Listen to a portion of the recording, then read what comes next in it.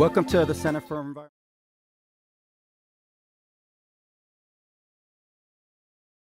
You know, RSVP'd, and we don't know how many folks are also joining live on Facebook and YouTube, but we're really excited to be with all of you today. I get to be with two people who are heroes of mine, two international experts who also happen to be great storytellers. First, Shanna Swan. She's the author of Countdown: How Our Modern World is Threatening Sperm Counts, Altering Male and Female Reproductive Development, and Imperiling the Future of the Human Race. And also Dr. Tyrone Hayes, Professor of Integrative Biology at the University of California at Berkeley. We're going to discuss how toxic chemicals are causing disastrous consequences for human reproduction, as well as other species we share this planet with. Both of these experts have specialized in endocrine disrupting chemicals, EDCs. EDCs disrupt the hormones of all living things, and you're going to find out why that's so important. If you didn't already know, the Center for Environmental Health is a nonprofit organization, and we eliminate the chemicals that cause people to be sick, like the ones we're going to talk about today. We use science, we use policy, we use litigation, we partner with grassroots community-based organizations, and we partner with large corporations who share our values.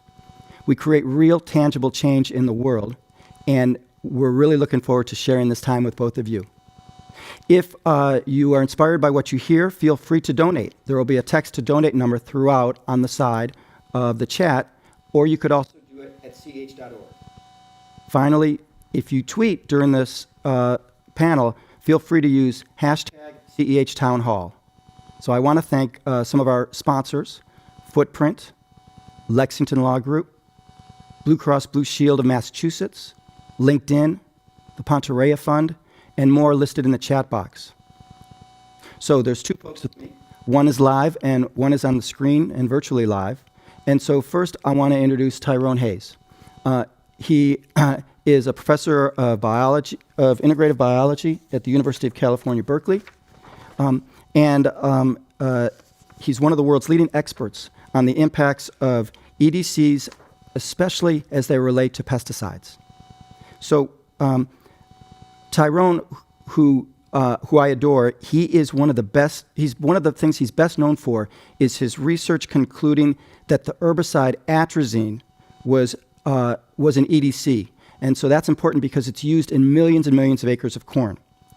What he found was that it's demasculinizing and feminizing male frogs. He's also a national thought leader on environmental justice concerns associated with exposure to EDCs and the role that exposure plays in healthcare disparities. Tyrone, will you kick us off? Thank you very much, and thank you for the invitation. And I also want to thank everybody for coming and being here.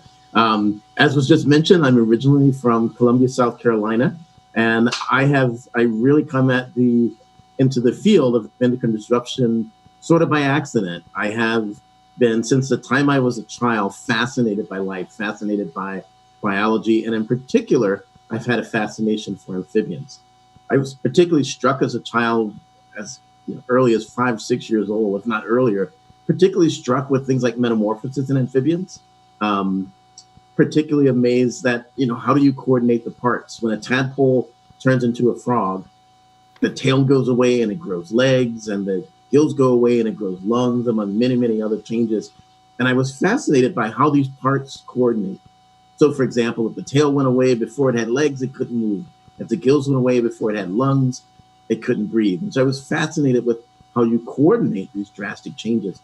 I was also fascinated with how you coordinate these changes with the environment. If you metamorphose too early, for example, you can't find food. If you metamorphose too late, then the pond might dry up. Likewise, how do you determine if you develop testes or ovaries, and how do you determine when you use your testes or ovaries? If you reproduce as a frog at the wrong time, there's not enough water resources and vice versa. As I grew older and went on to college, I learned that hormones coordinate all of these events.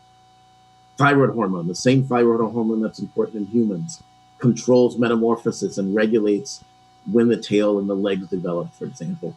Testosterone and estrogen, the exact same hormones that regulate human sex differentiation and reproduction, control frog sex differentiation and reproductive cycles. What I then later learned is that many of these hormones, all of the ones that I mentioned, also work by turning genes on and off. So by not altering our genetic program, but determining when certain genes are expressed and how much they're expressed. What I then learned as I grew older and as I went on to graduate school is that the same reason that frogs fascinated me, i.e. that I had access, I could see all of these changes occurring, whereas birds, for example, also develop and do these, but they have eggshells, and mammals, the fetus is inside the mother and protected by the placenta. I later learned that the same reason that I was fascinated by amphibians, that I had access, i.e. they have no eggshells, they have no placenta, they have no membranes when they're developing. That also makes them very vulnerable to chemicals that interfere with the hormones that regulate all of those developmental processes that I was interested in. In particular, I started studying a chemical called atrazine that disrupts the balance between testosterone and estrogen and can actually lead to inappropriate hormone and gene expression in genetically male frogs, in some cases completely turning them into functional female frogs. What I then learned, and I like to describe myself as a little boy who likes frogs, what I then learned as a little boy who likes frogs, that these same chemicals that are affecting hormones in frogs can affect people. Because we use the exact same thyroid hormones, testosterone, estrogen, glucocorticoids, the exact same hormones that fish and frogs use, we also use. And so now I've also become very interested in the impact of endocrine disruptors on humans, especially as it relates to environmental justice. I study pesticides, and the people who are most impacted by pesticides and pesticide exposure are immigrants and minorities who are exposed to these chemicals, both in the home as well as in the workplace. And that's become a big part of my concern and what I'm interested in. Thank you. Thanks. Now the other person that I want to introduce is Dr. Shanna Swan. She's a professor of environmental medicine and public health at the Icahn School of Medicine at Mount Sinai. She's one of the world's leading environmental and reproductive epidemiologists, and she's been studying it for 20 years. And in this time, she's been studying the dramatic decline in sperm counts around the world of environmental chemicals and pharmaceuticals on our reproduction and our neurodevelopment. So Shanna and her team did a major study recently that found that over the past 4 decades, sperm levels in Western countries for men have been reduced by over 50%. Over 50%.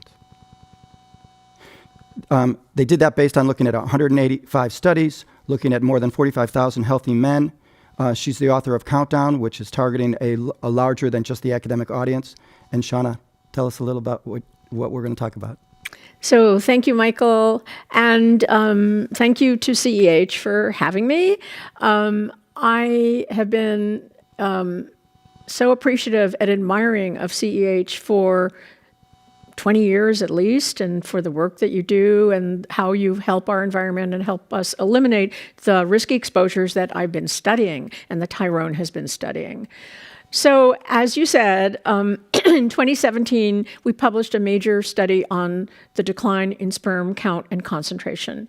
That wasn't the first study of its kind. In fact, there had been one in 1992 out of Denmark, which claimed pretty much the same thing. There was a lot of criticism of it, including mine. And I spent a lot of years trying to understand if that was perhaps due to the kinds of things we worry about, like bias and confounding and changes in methods of counting sperm and kinds of men in the study. And it turned out that after I had reanalyzed all the data from that 92 paper, nothing changed. So that convinced me, wow, this is probably real. And if so, it's got to be environment that's playing a role because it's too rapid for a genetic change, for an evolutionary change. So that led me into the question of environmental exposures, one of which we studied in central Missouri because of the difference we saw in sperm count between men in central Missouri and men in Minneapolis. 50% fewer moving sperm in central Missouri. Huge. What's the difference between central Missouri and Minneapolis? Farmland. What's on the farmland? Pesticides, including atrazine. And this was linked me to Tyrone and began a wonderful, long-term collaboration and because I was providing some of the first human evidence of the effect of atrazine on human health. So what is the problem more broadly? The problem we're looking at is a decline in reproductive health. It's not just men. Women are also having increased miscarriage at about the same rate. It's not just sperm count. Testosterone levels are going down at about the same rate. So this is a widespread problem.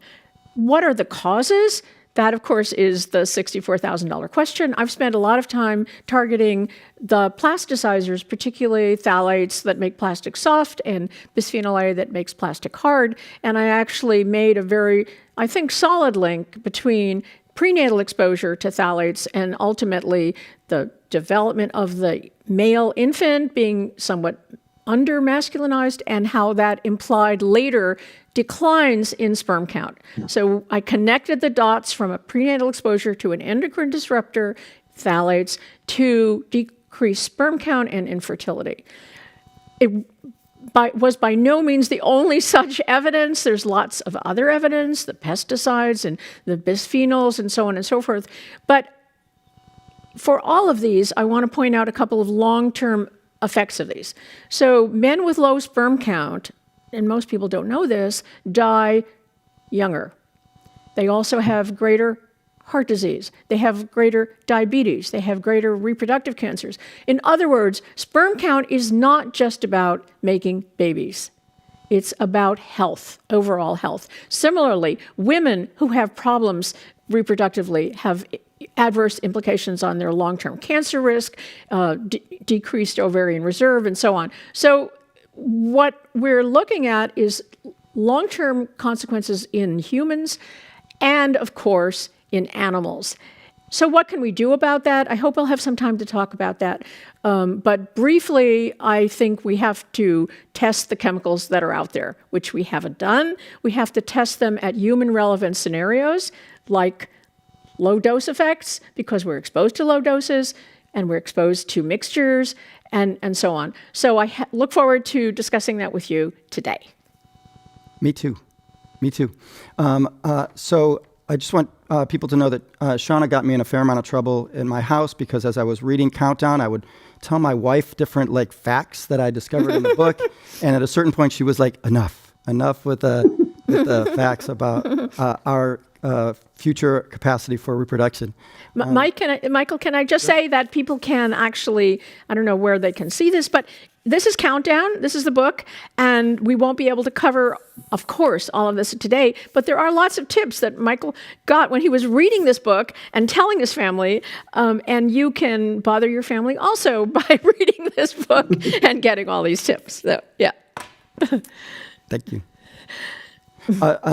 Just also a personal anecdote about Tyrone. So Tyrone spoke at a CH event, I don't know, maybe 10, 11 years ago. My son, who was 14 at the time was maybe 3, and he brought this little toy frog. And then afterwards, he went up to Tyrone and he said, check out my toy frog. And my son was not that interested in one of the most eminent experts in the world on frogs and his analysis of the little plastic frog. But for me, it was a very moving moment to get to watch. I remember that. And my son discuss the genetics of that plastic frog. So I'm personally so inspired by your work. And activists like me and the folks who work at CEH, we can't change the world without the kind of science that you all do and scientists like you who are creating the foundation for us to be able to do our jobs. And for us at CEH, science is a very core, strong piece of how we decide what we're going to work on and what we're going to do. One of the things we're working on today is eliminating a category of EDCs called PFAS chemicals. We're trying to eliminate them from commerce, from our bodies, from the earth. So we're going to drop a link into the chat that has an article, a recent article, that shows that DuPont knew about the dangers of PFAS in food packaging and the science around it a decade or more ago. But they didn't tell the public, and they didn't tell the FDA. So today, as we at CH, we're working to eliminate PFAS from foodware to protect you, your family, your children, kids in schools. It's important to know that that work is rooted and can only be successful with the incredibly strong science that folks like you guys are able to provide. So, so now we have a bunch of questions. And we're going a little lower tech than we planned. So I have printout from about 2 hours ago, all the questions that were submitted, including some from this morning. And then for folks who have questions that they want to have answered now, feel free to still to include questions in the chat, because what we're going to do is we're going to put together a fact sheet with some Q&A afterwards, and we'll send it out to everyone who RSVP'd, and we'll also put it on the website for the folks who didn't RSVP, and you'll be able to go and see it there. So you'll be able to have some of the information that these two experts who I admire are going to share with us. So, so let's see. One thing I'd like to ask about is, can you tell us what epigenetics are? So the reason I ask is because I'm curious about how the effects that we're seeing today may also affect future generations in a way that I think the general public doesn't necessarily know. Maybe, Tyrone, can we start with you around what is epigenetics and why is that important for this conversation? So epigenetics is a fairly new realization that chemicals can have effects across generations. The word epigenetics literally means above or beyond the genes. And so these are changes. A lot of people think about mutations. So chemicals that might come in and mutate a gene, and then that mutated gene may get passed along and cause subsequent developmental problems. But epigenetics are changes that don't involve a mutation, that don't involve changes in the gene sequence. Epigenetics is a way that an organism is affected by changes in how those genes are expressed. And it occurs even with organisms that aren't directly exposed to the chemical. So, for example, there are examples of atrazine effects in mice and in fish, and we believe we have some in frogs as well, where one generation gets exposed to atrazine. It has a direct effect on its development or physiology. But then that effect gets passed on to the next generation because the way that the genes are expressed has been altered, even though the sequence hasn't been changed.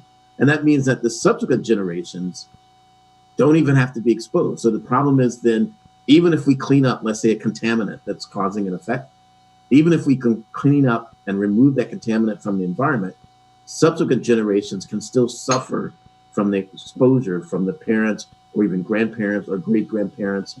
The longest study I've ever seen was 6 generations of impact from certain types of endocrine disrupting chemicals.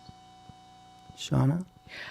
I'd just like to give a little analogy that helps me think about epigenetics, which is that, and this was given to me by an epigeneticist, Andre Baccarelli, and he said, think about Beethoven's Fifth Symphony, think about the score that Beethoven wrote, and that you can look at that in a library. But then the score that's actually played out by maybe Furtwängler or some other great conductor will be looking very different because he's made a lot of marks on it and he's made a lot of changes to it and what to emphasize and what to bring out and what to suppress.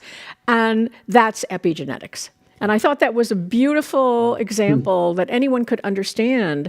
The basic program isn't changed, but the readout out of it has changed. Right.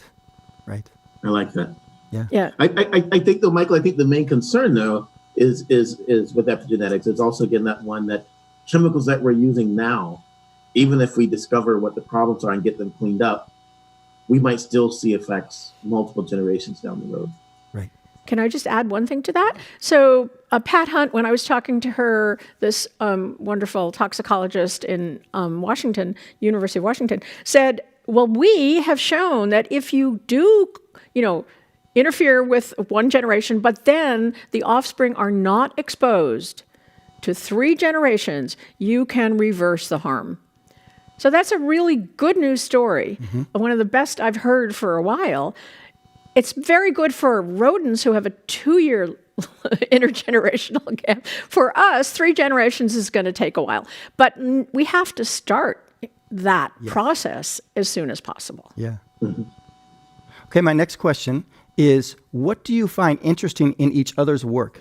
So this is one of my tricks to get you guys to talk to each other as compared to answer my questions. But Shanna, do you want to start with that?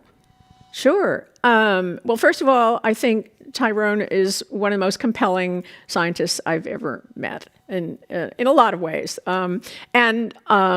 I admire him so much for the work that he's done for environmental justice and for science.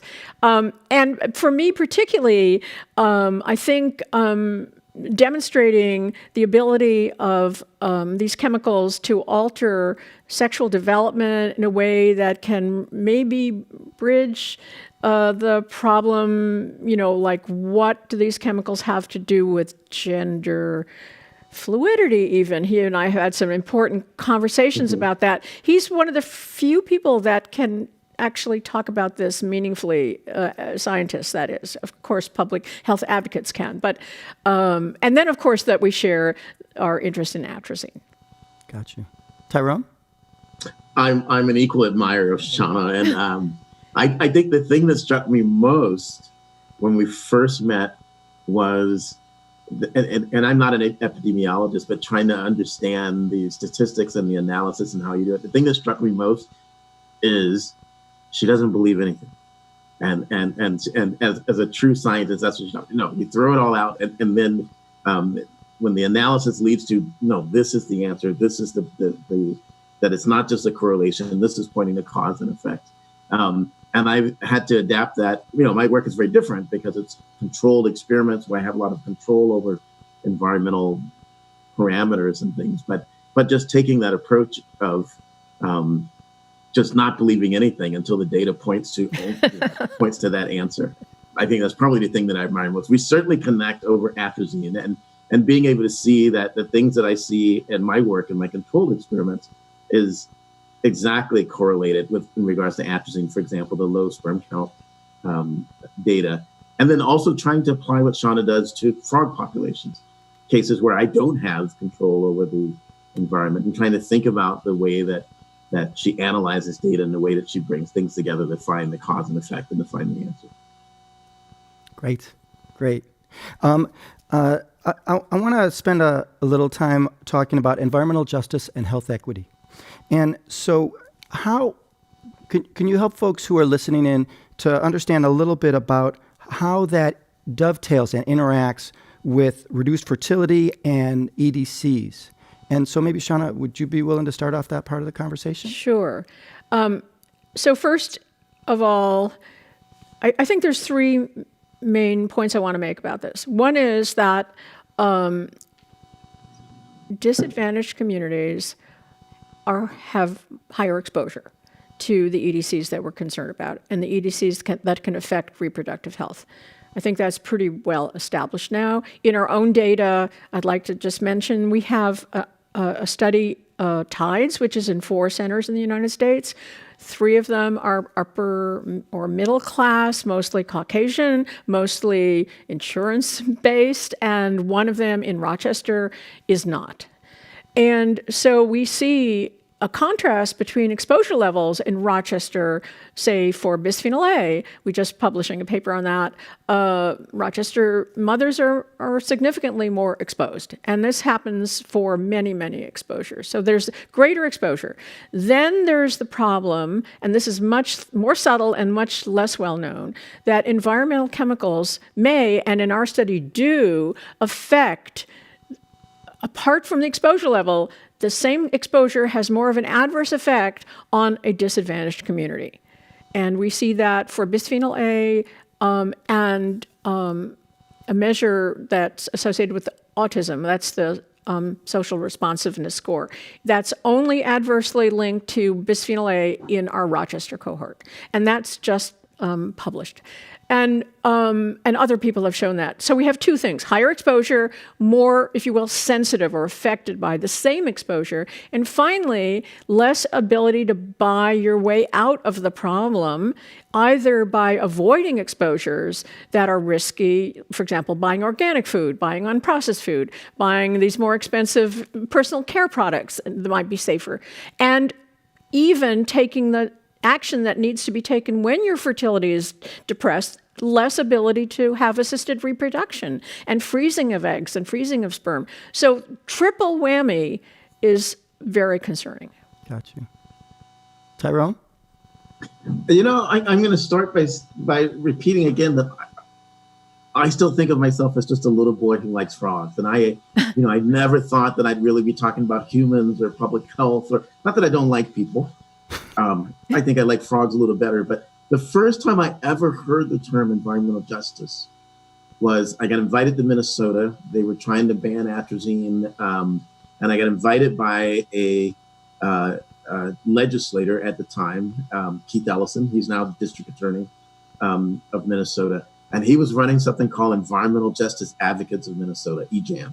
And that's the first time I heard the term. And it's the first time I think that I had a discussion with somebody about the implications of my work on frogs and atrazine and how it might affect people, but in particular, how it might differentially impact people, low income, immigrants, and people of color.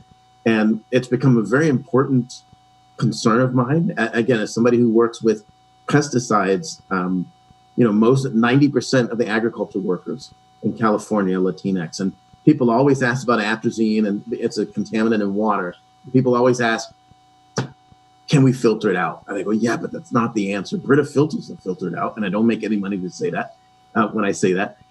But the people who are most impacted, one, even if they had the information, two, even if they had the means to purchase filters, occupational exposure in factories and in the agriculture is dermal and through inhalation. So even if they had the filters, those large exposures that we see in agriculture workers and factory workers wouldn't help. And the other place that it comes up is I'm doing a project right now in South Carolina, my home state.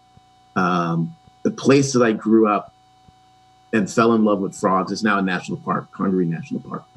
And it was discovered a few years back that it's highly contaminated with, guess what, atrazine, and also ethinyl estradiol, the chemical from birth control pill.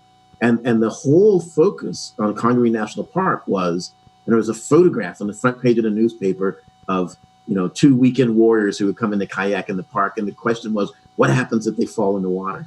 And immediately I thought, what happens to the 30 or so species of frogs and other animals that the park was put there to protect in the first place? And what happens to the low-income Black community that lives around the park? Because that's where the birth control pill comes from, their leaky septic tanks. What about the people that are living there all the time, not just the person who comes in on the weekend? And so, I like to joke that I took the hood to Harvard, and now I get to bring Harvard back to the hood. So now I get to go back to the place where I fell in love with frogs and actually do something, give something back to where I came from.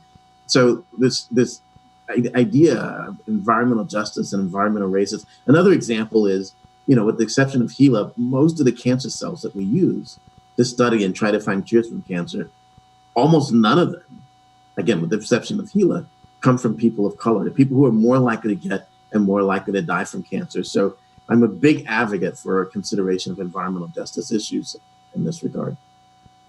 And do you foresee science devoting more attention to justice and disproportionate impact and racial disparities of exposure in the future than we have seen in the past? Are you hopeful, or are you pessimistic that there's going to be more of attention to that?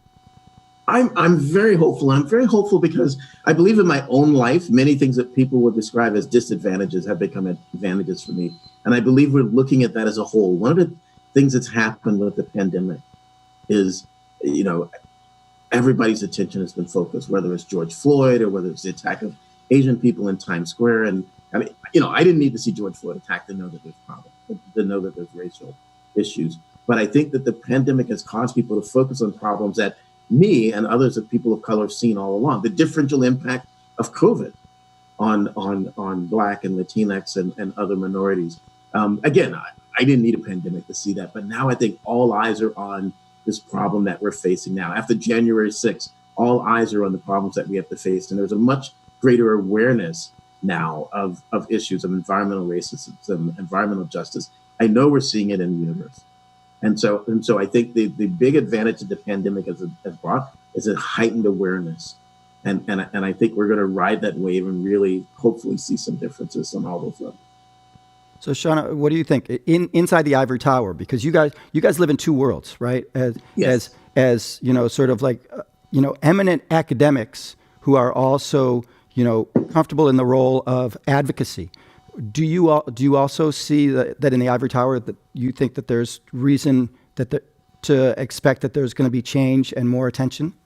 I do. And I think that, as Tyrone said, this very important, difference in rates of infection and impact of COVID is pointing out that we have to study everybody.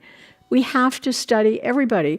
Males, females, black, white, gay, straight, everybody can be affected differently by exposures. And we have had such limited attention on mostly straight white males, honestly, for such a long time that we have a lot of catch up to do here. But I'm encouraged that there's now an interest and a pressure, if you will, even to study these groups. And I look forward to that. Gotcha. Great. So I want to ask about something that was in chapter 9 of your book, which was one of the things that was when my wife was like, okay, stop telling me all these facts. And that was, you said something really interesting about the petrochemical sector and extraction of fossils and the relationship between that and the creation of man-made EDCs and the relationship to that to climate change, and that the sort of the integration of these different problems. And I'm wondering if either of you have thoughts to share on the relationship between petrochemical extraction, or fossil extraction, petrochemical exposures, that we have, and the relationship between climate and reproductive toxicity. Do you want me to? Sure.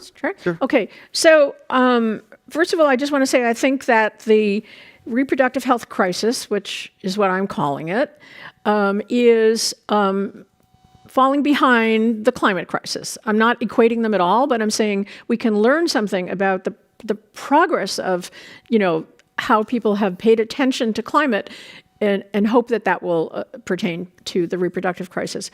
So, historically, it was denied, climate was denied. Then people said, okay, it is a problem, but it's not due to anything we do, right? And then finally, when people are impacted sufficiently, personally, then they start to take action. And that's what I think it takes, personal impact. Now look at reproduction. Back to 1992, back to Rachel Carson, 62. Ignored, totally denied.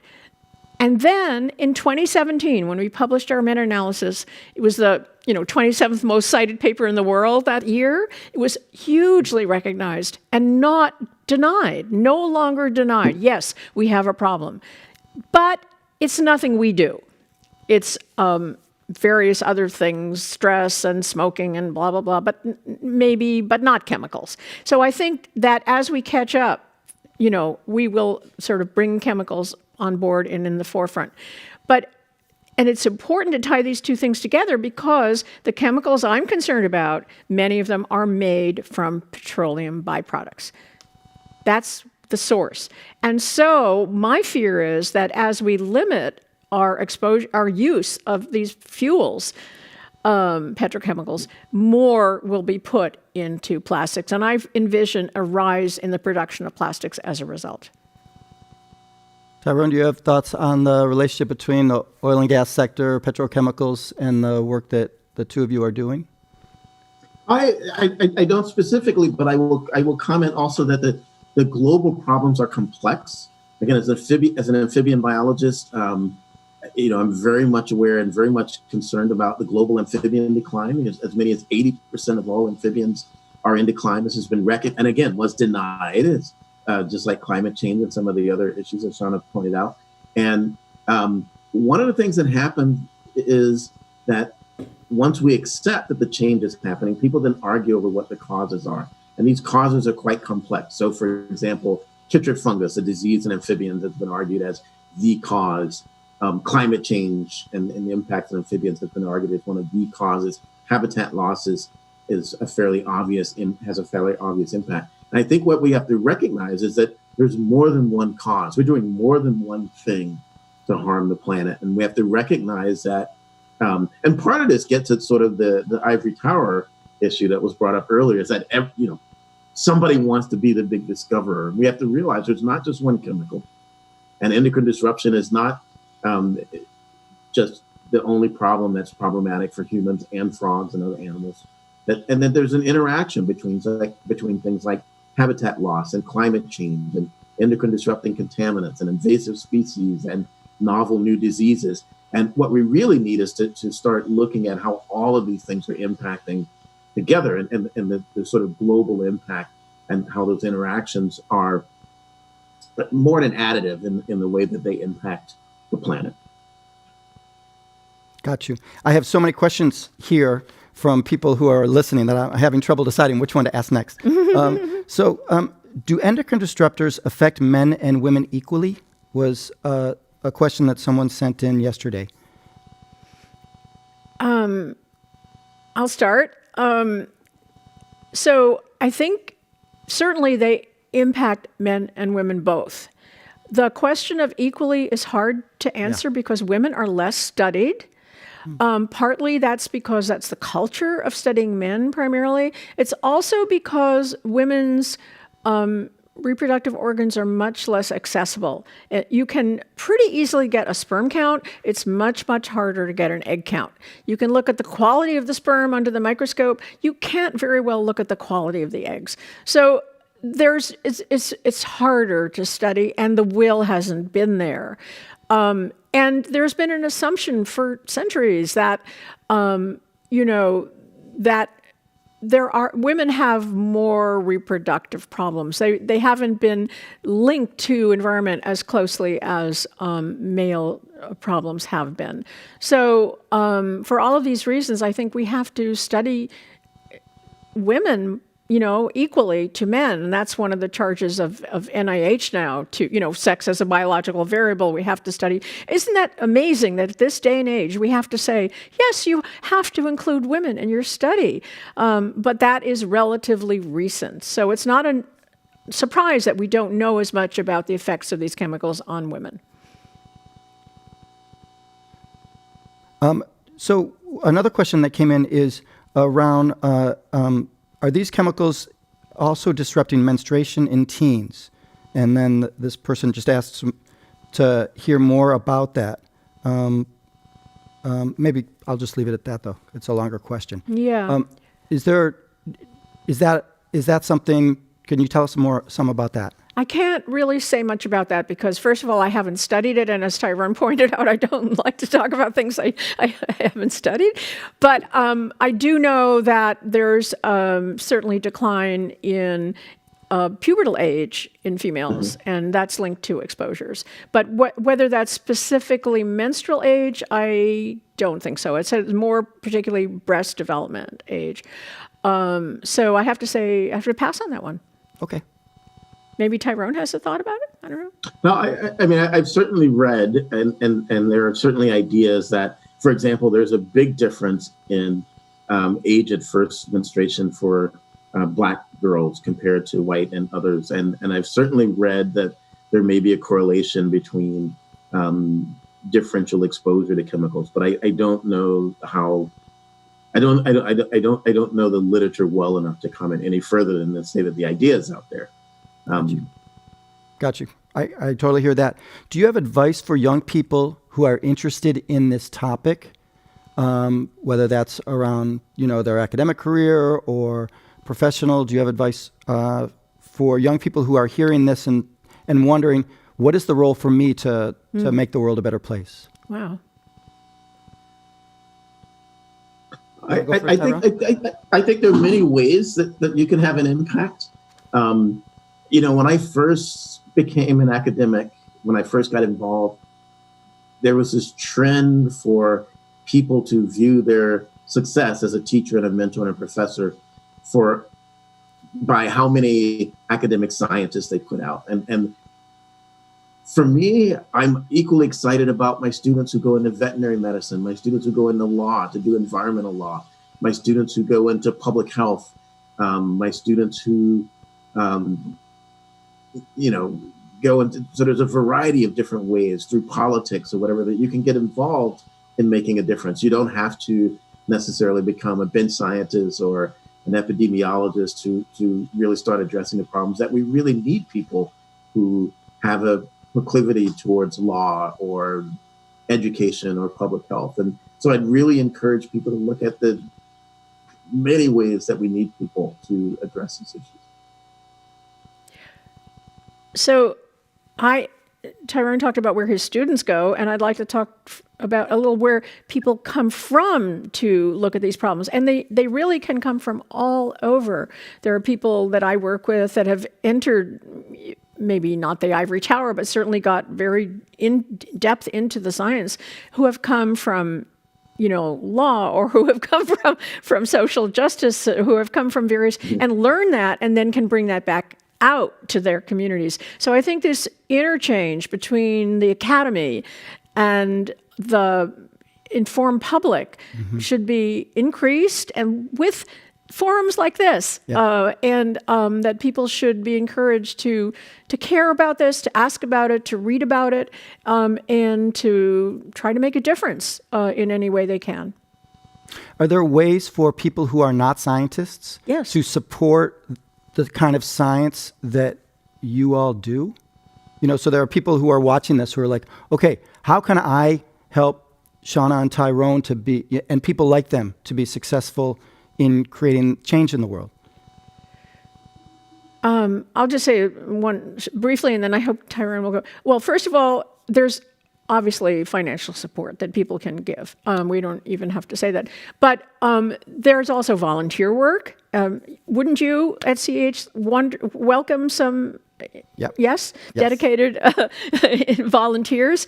There are internships, summer internships that people can take for themselves. It just takes 6 months and 3 months or whatever it is, and think about whether this is something they'd like to pursue. You can do placements in health departments, county, state, and so on. So I think if you are interested, and you can contact me, you can contact Tyrone, and contact Michael. I'm sure we'll give you specific advice. What do you think, Tyrone? I can think of many ways. One of the things that's really important to me, and obviously to Shanna as well, is to get out of the Ivory Tower. I remember, one of my favorite stories to tell is, when I got my first paper published in Proceedings in the National Academy of Sciences in PNAS. It was a big deal. And I remember my mom saying, how important can it be? Barnes & Noble never heard of that magazine.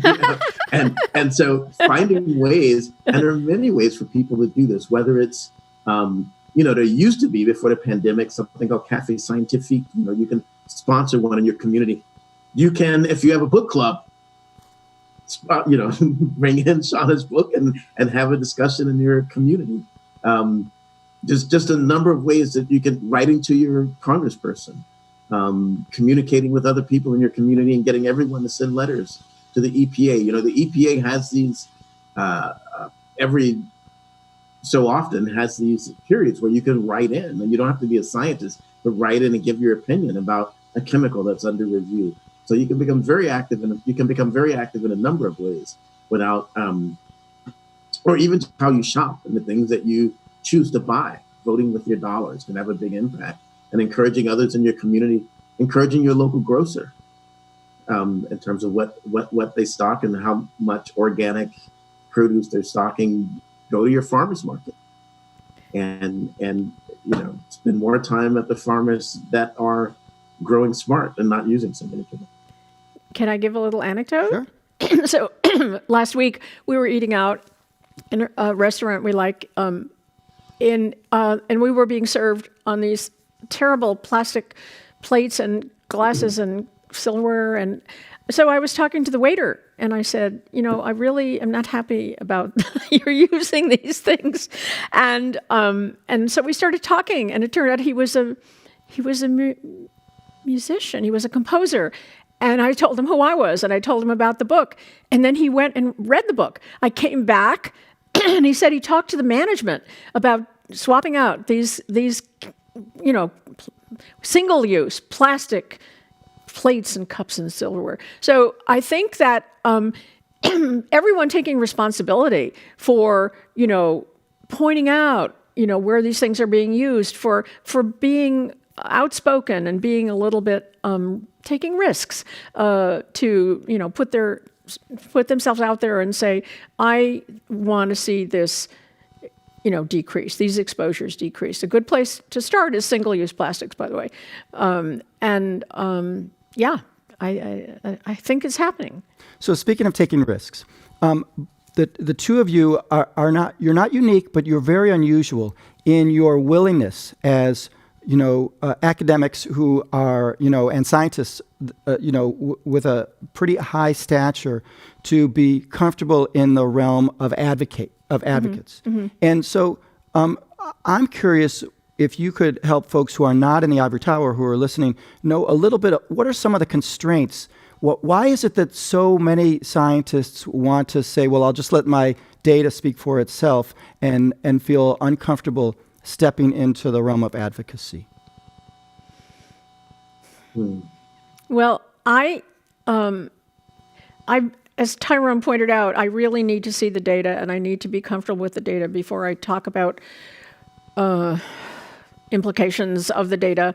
I've gotten bolder, I think. I'm taking more risks, and actually writing Countdown was taking a risk. I'd never spoken to anybody outside the Academy about my work. And so when I was encouraged by my agent to write this book and by the publisher to extend the areas into which it would go, which were not all originally in the proposal, I felt some trepidation, I have to say, but I felt if I can't do this, who can? Many people can speak. I can speak with some authority, maybe not authority about everything, maybe not, but at least I'm based in science and willing to talk about it. And I think there's a wonderful book called Don't Be Such a Scientist. I don't know if you read it, Tyrone, but it advocates, if you will, for scientists stepping out of the ivory tower and talking about their science in ways that it impacts the public of every sector. Yeah. Tyrone? It's interesting, Michael. It's actually problematic, and I will. So for somebody, I should have used the word rigor when I was describing Shanna. That's the word I was looking for. You don't always catch it when you're live, but that's an excellent way to be as a scientist, to have that rigor. It actually creates a problem though when you talk to the public, because when I speak out, as a scientist, someone trying to be a good scientist, you say things like, well, the evidence strongly supports. You don't ever say, well, I proved this or this. And the public often views as, oh, you're being wishy-washy, because you won't say, whereas from the other side, they'll get language like, we have proven that this is wrong. And, the industry will say, this work is flawed because it does this. And then you have somebody trying to be a good scientist who says, well, the evidence supports the following. It can be tricky. And I think it's a challenge for us as scientists to once we step outside of the ivory tower, to really know how to have that conversation, how to instill confidence, but at the same time not overstate what the data say, or not to acknowledge that, yeah, there's possible that there's another answer, even though the data don't support it. Even with the COVID, one of the difficulties we were talking about in public, one of the difficulties with, even though COVID has a greater impact on, for example, Black people in our country, there's also a lot more skepticism about taking the vaccine because of, and they bring up Tuskegee and they bring up, scientists have lied to us before. And then me as an academic trying to explain that there are other people with the same letters behind their name that are given, using much more stronger language to make their point. It's a really difficult thing. And so I both admire and I don't admire Shanna for trying to do that in her book, to try to make that jump between stating the problem with confidence, but also not overstating the problem, where I think some people want to hear. They want to hear that you've proven this beyond a doubt. And I don't know, it's a tough one. I'm probably not answering the question, so I'll stop rambling about the difficulties in trying to address that. So my next question is, are there chemicals that, or classes of chemicals or issues around your work or closely adjacent to your work that people aren't hearing about, that are on your mind, that you think it might be good for people to hear about. So, this audience that's listening to this probably knows about BPA, right? For example, probably PFAS as well. Are there things that are on your mind that you're coming across, maybe even something that's newer that you think people should know more about, even if you don't have all the answers? I think one really big thing that people don't know about is what we call regrettable substitution. And I think that every consumer should be aware that when they buy a bottle that says BPA free, that's probably correct, but it doesn't mean bisphenol free, because there are substitutes like bisphenol F and bisphenol S, which are equally harmful.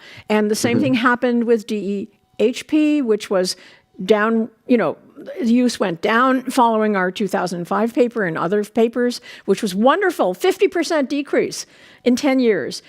And what do you know? DINP and DIOP came in and filled the gap. So I don't think people are aware that they are being tricked, and have been for generations, I think, by substitutions of this kind. So people get upset and they change it, and then they're ignorant until the next study comes along, which could take 5 to 10 years and $10 million. Yeah, Tyrone? it's very I would say the same thing. A very similar thing happened with atrazine. It was banned in Europe, and then it was replaced by a chemical that differs by one methyl group. It does the exact same thing. And there are even notes from the company saying, yeah, it causes the same problem as atrazine in the year that they released it in Europe. So. Okay, so I want to squeeze in one more question, and that is, what's next for each of you? And so that may be about your research, or it may be about some, public writing or something like that. But, what's coming up for you guys? You want to go for first? Me, I'm addressing more and studies that look at effects across generations, but also more ways to address the problems in the field and not just in the laboratory.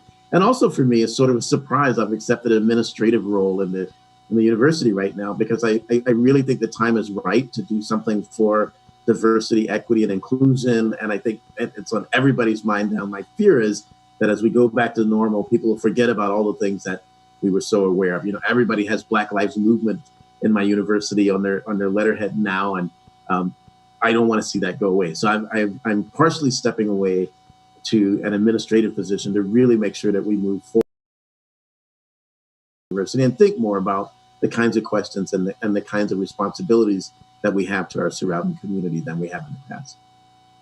Thank you. Shanna? Well, I think a couple of things. One is, as far as the next phase for Countdown, is what I'm calling the Countdown Action Campaign. And I'm working to bring the message of Countdown to 3 groups particularly, and that's faith leaders, legislators, and regulators, and also the medical community. So I think that if these groups really got the message, they would disperse it widely. So education. And then I'm going to be working more closely, hopefully with PRE, which is an organization at UCSF, to work more with communities, to get the message out broadly to diverse communities. And scientifically, in terms of my research areas of interest right now, I'm very interested in glyphosate. I'm proposing with colleagues a study on glyphosate, the world's most widely used pesticide, arguably Roundup, and also the problem of Tylenol use by pregnant women. Those are 2 areas of interest of mine scientifically. So you can see why at the Center for Environmental Health we were so excited to get to talk to these 2 real change leaders and scientists. So I want to thank you both for incredible, groundbreaking work. If you want to take action to try to help address some of these problems, I've got 3 things for you. So one, and all relate to partnering with the Center for Environmental Health to eliminate PFAS chemicals from the foodware that kids are eating off of at school every single day, millions of kids. So one, you can join our national webinar, which is next Tuesday, May 25th at 9 o'clock Pacific, noon Eastern, and it's titled Ditching Disposables. And we're going to roll out our toolkit for healthier foodware in the K through 12 schools. So we're going to drop a link in the chat so how you can RSVP if you want to, and then you can get active at your local level. At the state level, if you're in California, please call your representative and support AB 1200. It bans the use of PFAS in food packaging, and it forces the disclosure of toxic chemicals like fluorinated compounds in cookware. We're going to drop a link on how you can do that too. And then at the national level, you can call your representative and ask them to support the PFAS Action Act of 2021. And there will be a link. And it provides a comprehensive approach to addressing PFAS chemicals, their use, the contamination, disposal, and cleanup. So we'll be sending an email with follow-up answers to follow-up questions and more to folks who RSVP'd. If you didn't RSVP, don't fret. We're going to put that same information on our website, so you'll be able to go and find it. And I want to thank everyone for joining our virtual town hall.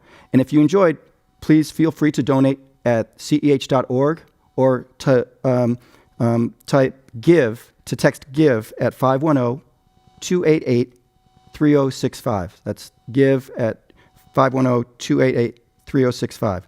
Thank you, Shanna. Thank you, Tyrone. I'm so honored to get to have this time with you. And thank you, everyone. Thank you, Michael. Thank you. Bye.